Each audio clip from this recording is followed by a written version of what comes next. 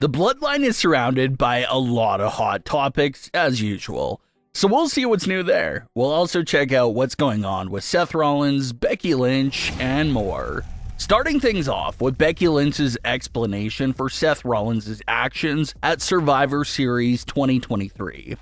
As everyone remembers, that event went off air with the surprise return of CM Punk. It's been said that CM Punk was kept hidden backstage from everyone until the time he was walking out to go to the stage. No one knew beforehand except for a very select few. Randy Orton revealed that he was one of the select few that Triple H gave the news to about CM Punk's return before it took place. But as far as everyone else, no one truly knows if they knew beforehand or not. One of the individuals with the strongest and most memorable reactions to CM Punk's return was Seth Rollins, who went on a profanity-filled rant, yelling at the top of his lungs towards CM Punk at the ramp. It was an extremely viral moment that made it to the front page of major sporting outlets that usually don't ever cover pro wrestling. That's how much people were talking about that moment. Seth has said himself that it was a real reaction and that he did lose himself for a moment there. Well, now Becky Lynch is clearing things up about what really happened there. Becky Lynch claims that Seth's reaction came from a place of feeling disrespected. Becky claims that Seth felt disrespected, that he wasn't one of the few that got the heads up about CM Punk's return. Seth felt like he should have gotten a word beforehand, just like Randy Orton did, especially as the WWE World Champion as well.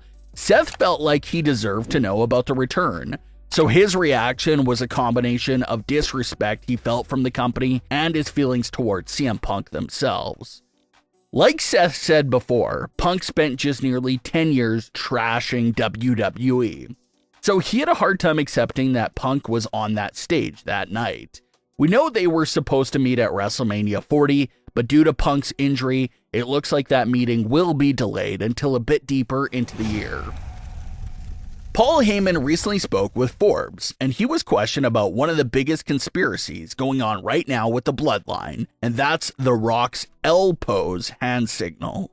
Every single time The Rock has posed with Roman in the Bloodline so far, he always messes up the finger pose and does an L shape with his hand instead of the index finger pointing up. It's something that fans quickly caught on to and started digging into answers for. But at least up until this very moment in time, there's no real answers for The Rock's L pose. Well, Heyman was straight up questioned about The Rock's wrongful Bloodline pose, and he had this to say about that conspiracy theory. Quote, "I don't know, and it's something that certainly my suggestion would be, that's a great question to ask The Rock, and I'm sure he'd be happy to answer it. But it is a conspiracy, and just because it's a conspiracy theory doesn't mean there's not a conspiracy behind it. My father always taught me, just because you're paranoid doesn't mean the whole world's not against you. So I'm sure there's something to it, and my suggestion would be ask the final boss. Ask The Rock." End quote. So that was Paul Heyman's expert way of answering that question without directly answering the question. The key line there to pull from Heyman's response is that he says, sure, that there's something to the L pose, but that only The Rock would know the proper answer. So judging by how The Rock has done that pose on multiple occasions, and how Paul Heyman is basically hinting at the idea that there's something behind it with his answer, it appears that the fan's suspicion is right, and there's a bigger explanation behind that pose. Roman Reigns and The Rock haven't been together in the same ring for a few weeks now, but they will be together a few more times before WrestleMania itself. So we'll have to really be on the lookout to see if The Rock pulls out that pose again, because if he does, something big has to be coming as a payoff for that pose.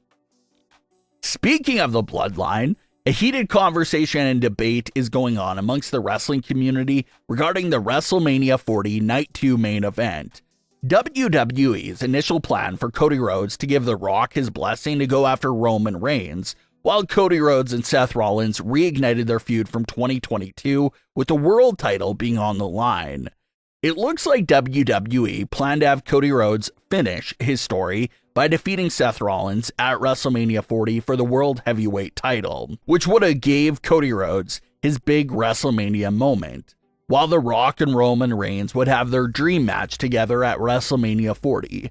That appeared to be their plans that were all locked into place, but as we now know, because of fan outrage, everything was flipped and changed. A lot of fans are extremely split and conflicted about who they think will walk out of WrestleMania 40 as champion between Roman and Cody, but some fans have started to make the argument that Cody won't win the match because he wasn't even supposed to be in the match to begin with. And that's definitely a point of view that some fans have. If WWE never really intended on having Cody Rhodes and Roman Reigns meet with each other at WrestleMania 40, then how can we truly expect Cody to win the match? That's definitely an argument that some fans are putting out there. Other fans that were very strongly on the "we want Cody" moment, are now saying that maybe WWE and The Rock were right. Maybe The Rock versus Roman Reigns would have been the better choice for WrestleMania 40 Night 2's main event after all. And those fans are definitely getting mixed reactions on that standpoint as well. A lot of fans think that the main issue why Roman Reigns versus Cody Rhodes round 2 doesn't feel as special as everyone expected it to is mostly due to the effect of The Rock being around. Despite not being a part of the Night 2 WWE title match himself, The Rock still feels like the center point and main focal point of the WrestleMania main event and the entire WrestleMania weekend. And because of The Rock's massive star power taking a lot of that spotlight and doing major things, it makes Cody Rhodes and Roman Reigns seem very pale in comparison to The Rock.